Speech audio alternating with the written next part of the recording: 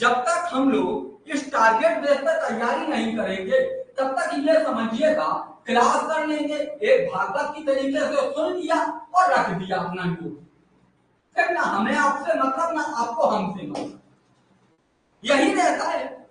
हमने देखा है, आपको कितना भी हम बोलते हैं, आपको हमने बोला कि ज्योग्राफी का मैपिंग कीजिएगा, किसी ने स्थान से सुना, स्थान से निकाल दिया कि ठीक है हम बाद में देखेंगे, हम बाद में करेंगे, यही सब चीजें रहती हैं। इस तरीके से सफलता हासिल नहीं होती। सफलता के लिए थोड़ा संघर्ष किया जाता है। एक दिन आपने 6 घंटे पढ़ लिया, 15 घंटे पढ़ लिया, उससे कोई सफलता नहीं मिलती है। आपको प्रतिदिन पढ़ना पड़ेगा। जितने घंटे आप पढ़ रही हैं प्रतिदिन पढ़ना पड़ेगा, प्रतिदिन। आपको ऐसा कभी नहीं कर सकते हैं कि आज नहीं पढ़ेंगे। ठीक, क्लास करिएगा, क्लास, ठीक है। और ये आप अपने अंदर गांठ बांध लीजिएगा कि आज के बाद में हम क्लास नहीं छोड़ेंगे और हम कभी भी ऐसा नहीं करेंगे कि आज पढ़ लिया कल नहीं पढ़ेंगे। हमको क्या करना होगा? प्रतिदिन पढ़ना होगा, 365 दिन।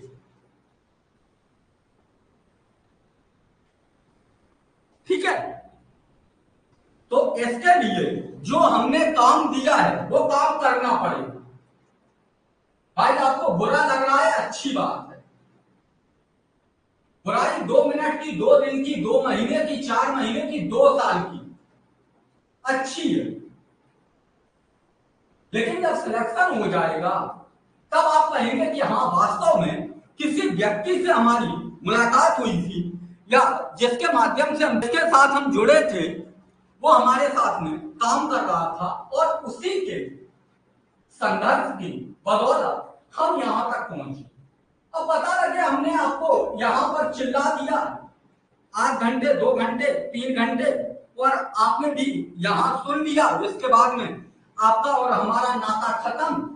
आप गए अपना कुछ और पढ़ने लगे, फिर याद आया कि अच्छा आज ये पढ़ लेते हैं, फिर कहीं से कोई किताब मिल गई उसको पढ़ लिया, नोट्स हमारा वाला दिया बाहर फेंक दिया, बस हो गया। यही चल रहा है। अब नोट्स हमने बनवाया, उससे हमने अध्ययन करवाया, उसी से हमने तैयारी करवाई, आप पढ़ रही हैं कुछ और। आपको कुछ 2-4 चीजें फैक्ट के रूप में नहीं मिल गई जो परीक्षा के लिए महत्वपूर्ण नहीं है, आपको लग रहा है कि नहीं यही सब कुछ है, यही सब कुछ है, और आप तैयारी से भटक जाती हैं। फिर जब एग्जाम में बैठते हैं तो या तो आप अपने आप से कहेंगे कि यार पढ़ाया तो सब कुछ था, हमने नहीं पढ़ा, या आप ये कहेंगे कि यार सामने वाले ने कुछ पढ़ाया। दो ही ऑप्शन होंगे, या तो आप स्वयं को जिम्मेवार ठहराएंगे या आप हमको जिम्मेवार ठहराएंगे। ठीक है, तो किसी पर दोषारोपण करने से बेहतर है कि उस दिशा में काम किया जाए। ना आप हम पे दोषारोपण करें ना अपने आप पे दोषारोपण करें। जब आप एग्जाम में बैठे तो आपके सामने जब प्रश्न के रूप में, सवाल के रूप में जो हमारे द्वारा पढ़ाया गया वो चीजें मिले, तब आप प्रसन्न कि यार ये तो पढ़ा हुआ है, इसमें तो कोई दिक्कत ही नहीं, इसको तो हम तुरंत कर रहे हैं।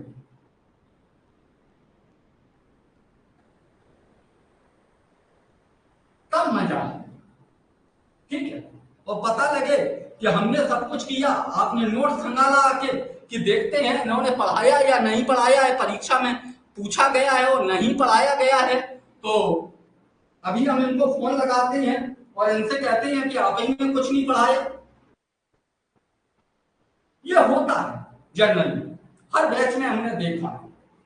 ठीक है, आरोप प्रत्यारोप लगते हैं। क्या है कि छात्र को तब खुमार आता है जब एडमिट कार्ड आ जाता है, तब वो कहेगा पीडीएफ दो, क्लास कितनी है, क्लास भेजो, टेस्ट पेपर कहाँ है, टेस्ट पेपर दो हमको, जल्दी से हमको करवाओ, अब की बार में बस एसडीएम बनवाओ, कैसे भी। हाँ, मोहल्ले में अपना दाग बन जाए, फ्री तो निकल ही जाए। अरे फ्री निकालने के लिए महाराज पढ़ना पड़ेगा, फ्री ऐसे थोड़ी नहीं निकल जाएगा।